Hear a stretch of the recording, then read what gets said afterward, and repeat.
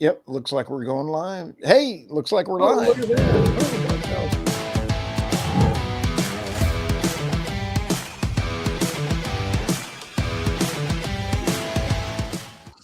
All right, guys. Hey, welcome to the Three Podcasters Walk Into a Bar. I'm actually going to get this right today. I'm not with the Crude Truth. I'm a guest usually on the Crude Truth. My name's Stu Turley, President and CEO of the Sandstone Group. Welcome to the Three Podcasters Walk Into a Bar. Have you ever had that crazy uncle sit back and kind of go, oh, by the way, I got these three guys that walk into a bar, and at a Christmas party, the whole family's digging for the carpet to get away from that crazy uncle? I know the other two guys walking into a bar. I got David Blackmon. David Blackmon is a Forbes contributing author. He's over there also at The Energy Question, which is going through the roof. He's a Daily Caller author. He's on the Energy Realities. He does not sleep, and he has a tapeworm. David, thank you so much for stopping by. I'm medicating that tapeworm, though. I tell you what. We're all going to need a tapeworm with this With- political season going on. RT Yeah. Trevino's a big dog over there at Trevino Family Resources. And I'll tell you what, you're also a big dog over there at Pecos Operating, and he's got his own podcast, The Crude Truth. How are you today, RT? I'm doing well, Stu. I can't complain. It's a great day. Shout outs to everybody up in the north in the Panhandle, and please double check your donations, but please donate where you can to help out. Oh, yes. Honestly, that is pretty darn frightening. It is. Our prayers go out for those folks. It's not something that we want to make a joke about at all. Yeah. I'd like to find out how it got started. No telling, man. When it gets dry up there, it's pretty. When it gets dry, shoot. When you get dry up there, even you don't even smoke when you're out there and it's dry. I mean, that's just that's just what you do. I was arranging for an interview with a guy that was an investigator out in California when the big grid was causing fires out there, and they had a lot of those fires. He said, quote unquote, I investigated 7,000 fires on the East Coast. 3 were started naturally. Yeah. Wow. It just breaks my heart that we have such chowderheads out there. Hey, we got some energy stories today, guys. We do. Let's start with the David Blackmon here. David, you got 2 fantastic stories here for us to chat about. And by the way, David, what is your Substack address? Because I love your Substack. Yeah, it's blackmon.substack.com. It's very easy, and everything I write gets linked there or published there secondarily one way or another, and so it's a good way to find everything I'm doing. As we say in the woods, it's a hoot. So today I wrote about this thing with India. Naturally, the latest sanctions that the U.S. government is putting on Russia are now backfiring, redounding on India, which is a longtime ally of our country. India has been sourcing crude oil at below market prices from Russia for 2 years now for their refining business, which is growing rapidly, and their consumption of oil and gas is growing rapidly. And so it's been a big economic boon for this country that has a historically low standard of living and 1.2 billion citizens. And now the U.S. sanctions are hitting on a specific Russian tanker company that had not been subject to the previous sanction regime. Now they're specifically sanctioning that specific Russian tanker company, and that is disrupting Russian flows of oil into India. So now India is going to pay an economic price for U.S. using currency as a weapon of war, and which is something, Stu, I know you have had major concerns about over the past few years. And here we see it again, impacting negatively a U.S. ally. So question how wise that is. It's sad. In fact, I was looking at another article. Let me see who this was from. Oh, it came in on my news feed, so I have to go look up who it came from. and the title is Russia Can Enter the World's Top 4 Economies. Putin, sanctions. I don't fear them. They tickle. Well, He said that? Russia's economy is the fastest growing economy in Europe. Okay, 2.4% economic growth last year. Germany's economy, which we're going to talk about in a minute, contracted by 0.3%. I mean, it grew faster. Russia's economy grew faster in 2023 than every economy in the European continent. Okay, so these sanctions are not harming Putin. What they're doing is redounding on countries like India and European countries that have relied on Russia for supplies of a lot of things, not just energy. And it's such a counterproductive thing to be doing, but whatever, you know. And BRICS is taking off like you wouldn't believe, and Right. It's becoming a powerhouse. And that's the net impact, is it's going to push India further and further into the BRICS, into the Russia-China orbit, and away from the United States. And another article came out today, David, that fits right into that is Pakistan has a decades-long natural gas pipeline that they're looking at reconnecting to Russia. So Russia, the whole geopolitical thing, you guys still got to visit with George McMillan. It's all been about pipelines and keeping Russia's pipelines out. That's why it got blowed up, as we say in Texas. Keeping those pipelines out there. So even Japan, we're going to lose Japan because they only have a 30-mile pipeline, which is nothing in the age of pipeline to connect Russia to Japan. Let's see. World War III happens. If you were Japan, would you like to have some energy or wait on tankers? I don't know. It seems like a pretty easy choice. Well, what about your other article? I love that one.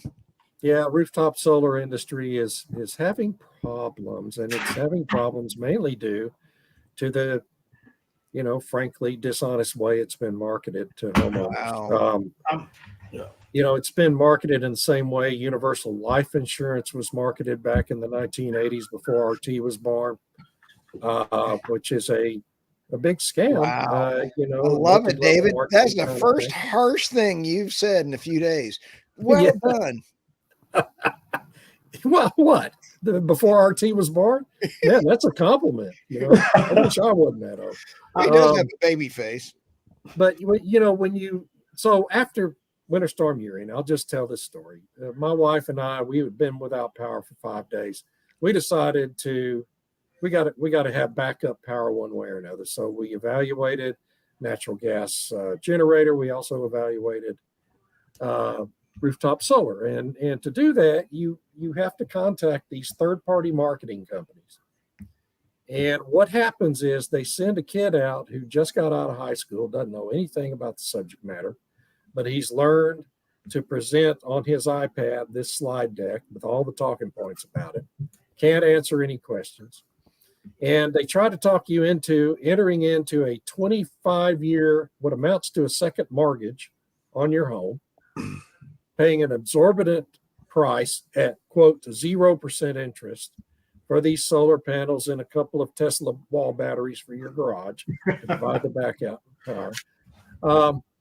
And what they don't tell you is that 0% interest is a complete and total scam.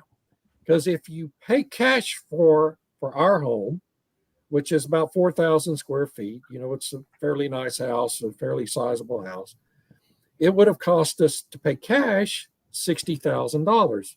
Well, if you finance $60,000 at 0% interest over 25 years, your payment's almost nothing, okay? Mm-hmm.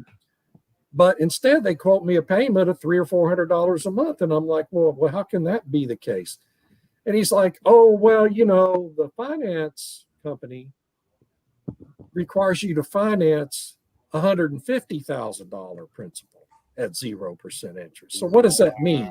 What it means is you're paying about a 10% compounded interest loan over 25 years for this, okay? It's a complete and total 100% scam. And state governments who have implemented all these subsidies for rooftop solar are rethinking their commitment to this scam now and starting to back off on the policies pushing this, because who's mainly been getting preyed upon by these third-party marketing companies is poor people and elderly people who don't know the right questions to ask, don't really understand what is being presented to them, and sign on the dotted line because they think they're going to save money on their monthly utility bills, but that doesn't really come about either. Yeah. So this thing, now there was this article in some publication out in California talking about how the whole thing's starting to collapse in California. And quite honestly, it couldn't happen to a better bunch of people. So, well, I saw somebody try to do a deal on these solar panels. And again, I've probably said it before. They say that you pay them off and they pay for themselves within, 5 to 6 years or something like that. And then you're selling the rest of the natural, the energy. But, who are you selling it to? You have no control over any of that. I mean, at least when I'm producing oil, I can pick who I sell my oil to. I can somewhat, natural gas is a little, because there's not as many natural gas pipelines.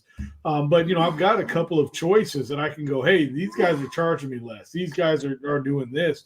But with this rooftop, you have no control over any of that, do you, David? No. And the state, of course, the grid managers can change their policies on how much of your power they're willing to accept into the grid at any time. Yeah. At any time it becomes advantageous to the state to change policies, they can do it. They have the absolute right to do it. The other thing you don't get told about up front is that the batteries that are, going to be your backup power during an emergency have basically an 8 to 10 year life expectancy. You're entering into a 25-year agreement. Each battery costs you $8,000 to $10,000 to replace. You're going to replace them at least twice during the course of that 25-year agreement. So, there's an extra 40 grand. Well, what did you end up doing? Yeah, what'd you end up doing? Well, we got a natural gas generator. It's the only thing that made any sense. And would you do it like once a month or something like that, or what? What do you mean once a month? Like you start it up once a month or anything? Oh, yeah, you got to test it periodically. Yeah. And, it cost about, what it cost, $13,000, $14,000 total for a whole home generator. And, which isn't cheap, but it was a whole lot cheaper than. And the other thing, too, is so we're in a place in North Texas, we have hailstorms, right? Yeah. So you got your roof covered with these glass solar panels. What's going to happen when the big hailstorm comes through? Well, it's going to tear up your roof and it's going to tear up your solar panels. Well, they've got a warranty, so most of the cost to replace the solar panels are going to be covered. But if you have roof damage, you're going to have to take everything off to repair your roof first and then put it all back on with new solar panels. So it's a wild thing. It's amazing. Anyway. David, I responded to your Substack, and I've got 4 buildings here. I've got 2 propane generators that will run. One of them will run all 4, but I got 2 of those, and I got 3 propane tanks. But then again, I'm putting solar in to keep my office running because I have run out of propane before in the past. And then I'm putting in wind turbines because I want to be able to understand how all this fits together. And I wanted to honestly shoot myself in the foot trying to get all this stuff wired in. It is costly. And then you try to figure out, I can't get contractors out here. And then I'm sitting there, holy smokes, Batman. So, trying to have redundancy because the grid could go down at any moment, even for a natural disaster, let alone the fact that I've been talking for the last 2 years that the Chinese are sitting there with control of the remote control of the grid. And thanks to Secretary Mayorkas, beloved strength as a leader in our Secretary of Homeland Security, they now have access for 30% of the grid. Yeah. So just a personal opinion. I don't know anything. Yeah. So, RT, let's head off to your story here, dude. Yes. You're a rock star. I love this one. No, this was a great off my Crude Truth Substack. So if anybody's out there, definitely take a look. The article comes from BBC.com. However, this is just if it's not the pot calling the kettle black. Basically, in a nutshell, we've got a UK power station that was converted from coal. If I'm understanding correctly, it is burning wood pellets to provide the UK 5% of their annual electricity. I believe they're from Canada on rare trees. Well, that's what I was about to say. Is not only are they burning wood, but they're shipping freaking wood from Canada to Europe, and they're an endangered species tree, and it's technically a no tree zone. And they have their satellite images, and you can just station they have done to Canada on these burning wood pellets just to provide energy. And get this, and I quote, the company Drax says its wood pellets are sustainable and legally harvested. It's like, yes, wood is sustainable, but it's not, it's stupid. And so we're going to cut up over here. This is why America gets a bad rap, because we're supposedly the ones going into Africa, going into India and taking over. And while you got Europe doing it to Japan, to Canada, and China's doing it to Africa, all over the place right now, but yet America is the ones that's getting the bad rap for this stuff. Come on now. I mean, this is just another example of how, when you take the island of Haiti and the Dominican Republic, and how the Dominican Republic has natural gas for green, lush forest. Haiti, part of the same island, has burned all their wood, and people are abandoning that place like it's going out of style. Again, people, natural gas, oil, they help save the environment, and so did coal in this stand until they converted it over to a drilling area. I mean, basically, another thing it says is that all of the 6.5 million wood pellets were produced overseas. Why? Because Europe ain't got no more trees anyway. So it's like, can we not? They're not even learning. They're just taking from somewhere else. That greed is ridiculous. Yeah, Patrick put out a good thing. Germany cut all the trees in the Black Forest to run powder for several months. Not sure if this is still happening. And then Patrick, you're an absolute hoot. I love you. Isn't coal wood under high pressure for millennia? I think actually that's what it is. Yes. Yeah. What about Pete?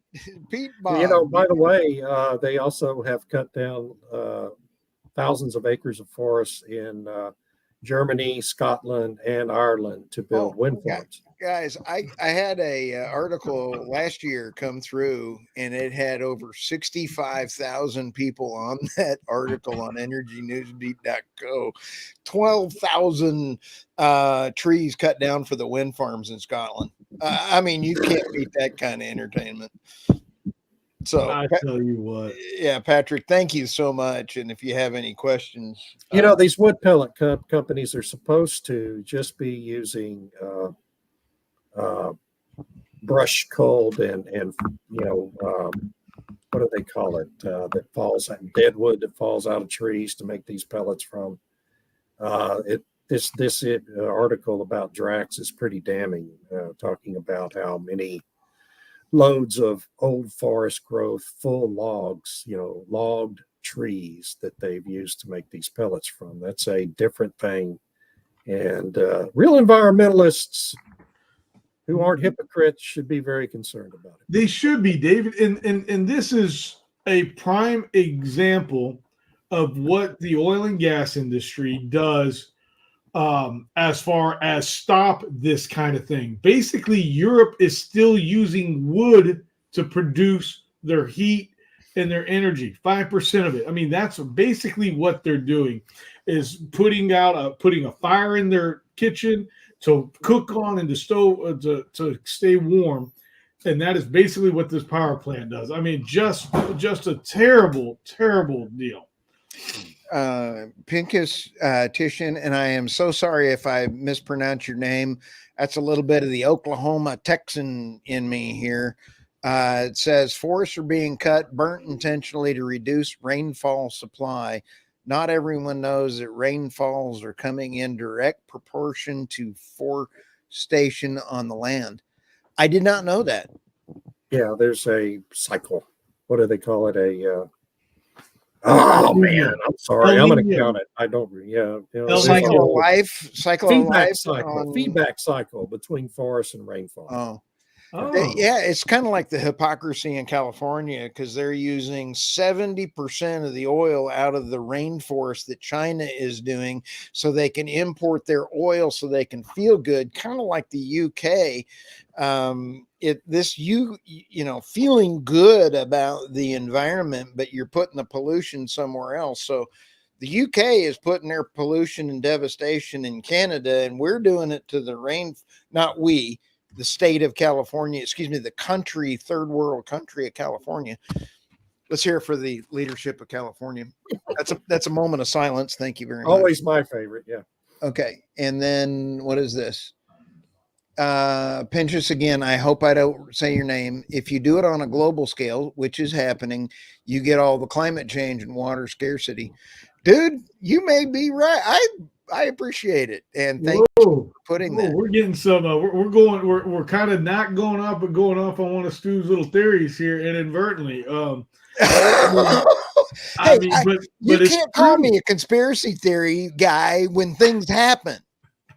Wow, but I mean, think about it. You mentioned it right. It's like, why can China go into the rainforest right now to drill for oil? Devastate all that land, and you don't hear anybody saying a gosh darn thing. Money is a powerful thing, and no, you're not hijacking anything. We appreciate the opportunity. We love a good conspiracy. Stu loves them. Stu loves them. It's not a conspiracy theory. This was the biggest fear for me going live was Stu and his conspiracy theories. Okay? Hey, right, David? I mean, thanks a lot, Pinkus. Pinchus, I am so sorry, but thank you. And I'm getting beat up by my brethren. Well, you know what I say about conspiracy theories, don't you? The only difference between a media-defined conspiracy theory and a media-admitted absolute fact is 3 to 6 months of time. That's all it takes. Oh, here comes Tracy Franks. Everyone's afraid of China. Yeah, no, especially the people in the White House, apparently. I don't know about afraid is the right word, Tracy. Compromised by, maybe. Compromise, bought off. Me, I'm afraid of my wife. I'm afraid of my cat, Max. And Patrick, need a conspiracy see Stu. Stu happens. Dude, rock star. I didn't even read that before I put it up here, but Patrick, baby, you're the man. I love it. Oh my gosh. And hey, I really appreciate the feedback, folks. We've gotten, guys, I just want to say we've gotten great feedback on the Three Podcasters Walk Into a Bar, and I can't wait to do live again. Yes. If you guys are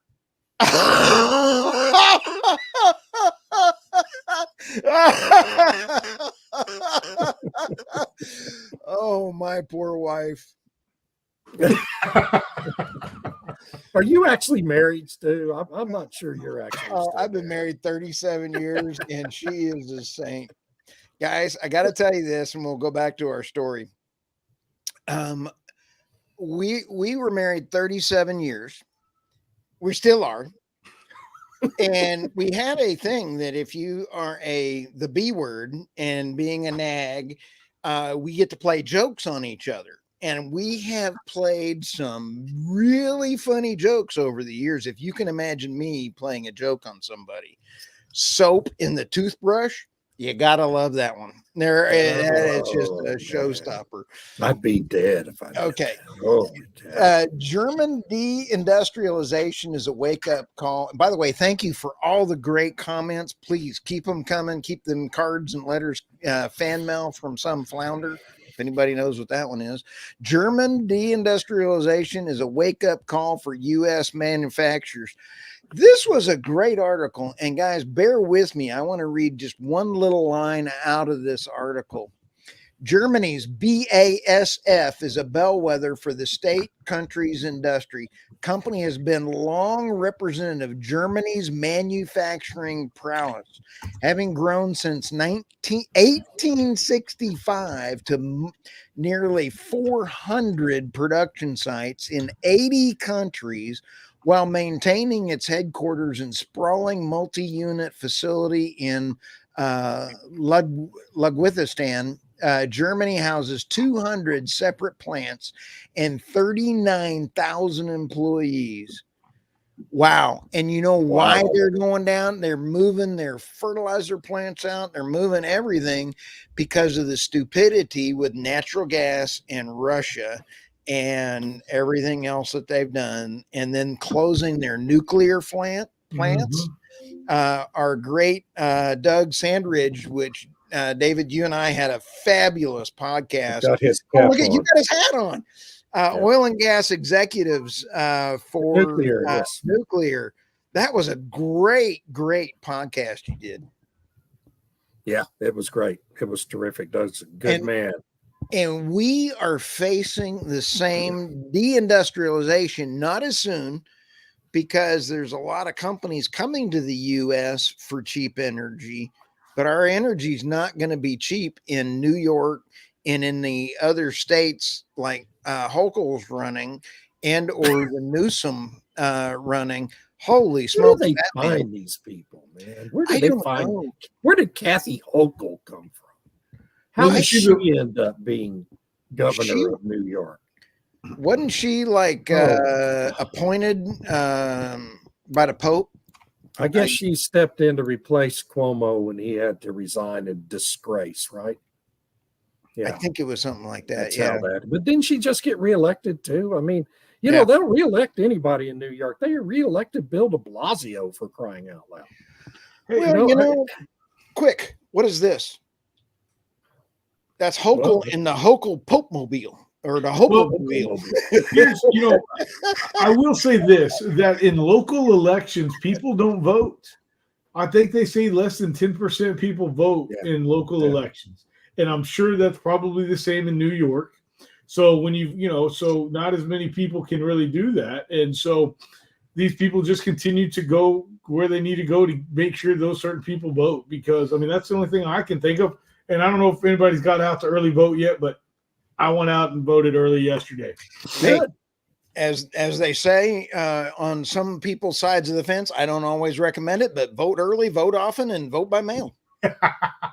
Paul Sacco is a man after my own heart. I like that. The coming energy apocalypse. You know what? I hope not. I mean, if that solar flare we had last week is any indication, I'll be okay.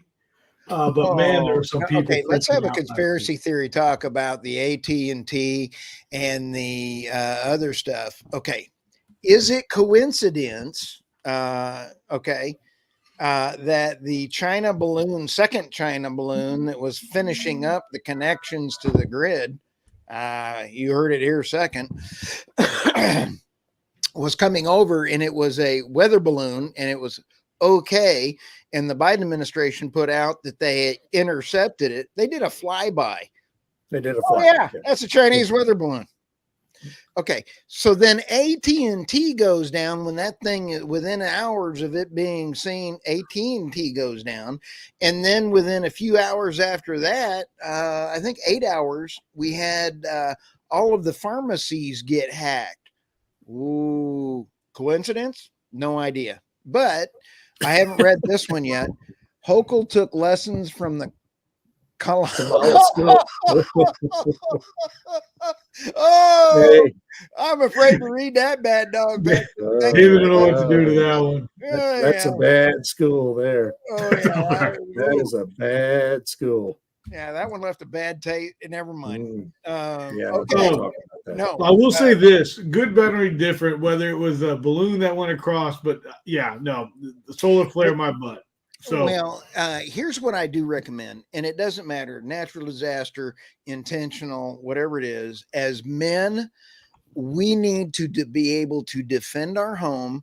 We need to be able to stand up and make sure that any natural disaster. David, you just did that with having your natural gas on there and be ready to go. Patrick, thank you for. if I may, I want to jump back to this article, and this was on Forbes, this German deindustrialization. David, you have said this, and I've told this to my professors, and everybody seen to other individuals, and they roll this like they just roll past it. Texas electricity costs have gone up 25% in 3 years. Yeah. We have added more solar and more wind to the grid during that time. Okay. And let me, once again, the title of this is German Deindustrialization is a Wake-Up Call for America. In this article, and I quote, many factors contribute to the skyrocketing costs in Germany for electricity and natural gas. Germany, but the one biggest driver has been Germany's push for the net zero energy policy. So because they are pushing for this, as Patrick said, or whoever that gentleman Paul said, as we continue to push for this net zero thing, thank you, Paul, we're going to only continue to spend more money and price us out of the not even luxuries anymore. The normal things that we have of turning a light switch on, of being able to warm up hot water if it's dirty with the stove. We are pricing ourselves out of that here in America if we go down this path, ladies and gentlemen. And that's not a glitch in the plan. That is a central goal of the plan. We have to remember that that's all an intentional outcome, which is why the government in Germany, despite the fact that the ruling class is now in danger of losing power if they actually hold free and fair elections, clings desperately to hold on to these policies and keep them in effect, because that is the plan, to price energy so high that it becomes a luxury item, affordable only to the wealthy elites in our society. And, that has the effect of inhibiting people's ability to afford to move around. You won't be able to afford to drive a car. You barely be able to afford to heat your home. You're going to want smaller and smaller homes that cost less and less to heat and cool. And that's all part of this. They want a population that's easier to control. And you're a lot easier to control if you can't move around and can't afford the basics of life. Yeah, my wife likes controlling me there. As yeah, I mean, I know how to build a fire out of wood. I know how to hunt. I know how to fish. I can clean an animal. I like to do it for fun. My father and the memories that I have, and I look forward to passing those on to my son. However, to do them for actual normal day life living, no, I'm good. I'll get a cow and all that good stuff. I'll go to the store. Hey, Patrick, if you're ever in Fort Worth at a certain time, I would love to invite you to the Three Podcasters live in Fort Worth sometime. So there you go. You would be absolutely a hoot. I can tell you right now. At the Flying Saucer. Yes, sir. That's right. Shout out to the Flying Saucer. I would buy you a root beer right now, baby. Speaking of that, I hope maybe during this political, as we're in campaign season, primaries will be over here March 3rd. Hopefully, maybe we can get on a few politicians that are running for re-election there at Flying Saucer and have them just chit chat with us. That would be fun. The invitations for any politician to come on any one of our three podcasts is there. I don't care if you're Republican. I don't care if you're, as RT would say, publican. He can't talk. I mean, he's been saying America the whole time. It's America. And so I want to talk to all politicians, Democrat, Republican, independent. You're welcome to come on, since we have. I know. I did a great one with Bill Birch. He's a Democrat running for Railroad Commission, and I got sucked into his deal with our good friend Keith Stelter earlier in the week, and that was a hoot. as you would say. I got sucked in. I think Keith had like 200 people on his little live show for that. So isn't that great? Keith Stelter, yeah. I love Keith Stelter. In fact, that picture, RT, that we had, that selfie I took when he was helping us load at Nape was a classic. Yeah. You and I are over there playing Ferdinand Smells a Flower, the Ferdinand the Bull, and he's over there lifting all of our tables. Paul Saku again. The member of parliament in Canada that proposed a bill last week to make it illegal to say anything in favor of hydrocarbons. Yeah, that was my energy absurdity of the day too. Yeah. Do we have that one up? That's great. In fact, I think I actually wrote a piece about that at Daily Caller too. I think if not, I need to. That's insane. That damn bill. That guy wants literally exactly what Paul Sacco says here. He wants to make it a crime to say anything positive about oil, gas, or coal, any fossil fuel. And it would mean, I couldn't have a Substack anymore if it went to Canada. Because that's all I do, basically, is say positive things about real energy. David, I'm going to talk about our channels here for just a second. And that is, I think, one of the reasons the three of our podcasts are, and no, I don't have cerebral palsy. I'm trying to count to three, but I'm blind. 1, 2, 3, 4. The three of our podcasts and this one, people are starving for real factual news based on factual physics and fiscal responsibility. And it's not just ours. Between the three of us, we're ranked very, very nicely. So, very impressive. You guys are doing great. I like that. I had to write that one down. Physics and fiscal responsibility. It's the title of this week's Crude Truth episode. This is the crude truth, right? Everything I do.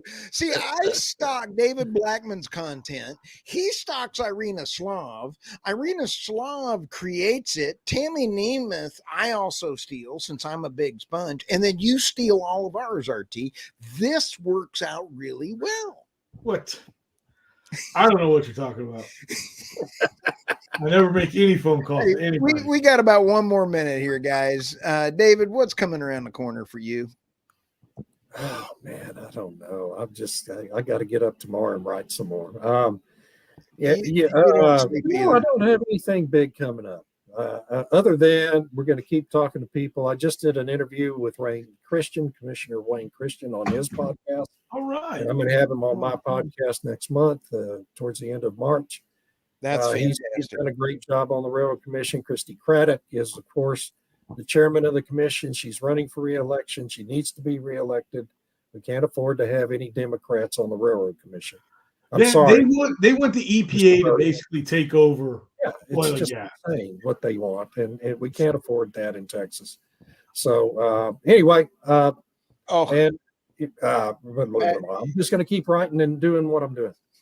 And David, by the way, the Energy Realities, Monday mornings at 8, live on your LinkedIn. Oh, we have Robert Bryce on, yeah. And we have Robert Bryce coming on Monday live. I'm recording him at 2:00 today, but it's going to come out after that. So I watched his show, Juice, and that thing was cool. It's one of the finest documentaries ever done about the energy system. Unbelievable. I was sitting there trying to take notes, and I'm like, screw it, I'll have to watch it again, because there was a lot of material in there to steal. To learn from. Yeah. RT, what do you got coming around the corner? Oh my goodness. For the Crude Truth, get ready. I think I'm about ready to do what they call a media dump. I've been so blessed, had so many great maybe that's the wrong term. I apologize if so. I've just got so many great interviews that are lined up that just need to get out. And then I also thank you, Patrick, very much. We've did so many at NAPE. I need to start getting out those. Thank you to all those guests again that were on the show during NAPE. I saw that you, Stu, released your episode with JP Warren and Keith Stelter. Totally jealous about that. That to me, that was like one of the first ones I talked about when we were going to do NAPE. I was like, I want those two on the Crude Truth together. So I'm totes gel. But then, as far as work goes, I'm excited. I'm headed to California. Going to have the opportunity to speak about the paradigm shift that we're really seeing in the energy sector as far as investing goes. You see what JP Morgan's doing. You see what BlackRock is doing. They're getting out of certain things and repositioning into proven, tried other investments in the energy sector. So I'm looking forward to that as well. Other than that, I'm ready to get live with you guys here, hopefully in the next couple of weeks back at the bar. I hope we're doing next week. I get to visit with Chris Wright, CEO of Liberty Energy, and Doomberg on the same event. Pretty darn cool. You got to have them both together? Both together, and we're going to be talking about Chris Wright's report on humanity. It is phenomenal. Yeah, I just got it in the mail yesterday. I've gone through about a third of it so far. It's really Isn't that great? I was reading it last night. I got it for PDF because Doomberg, Mr. Green Chicken, is virtual. So, I mean, he said, you can't mail it to me. So here comes the PDF. And I was like, yes, I got a PDF. So, all right. Well, guys, thank you all very much. And for all of our listeners, Paul, Patrick, John, Paul, George, Ringo, Tracy, Pincus, we really appreciate everybody giving us some great feedback. Thanks. We will see you guys next time. All right.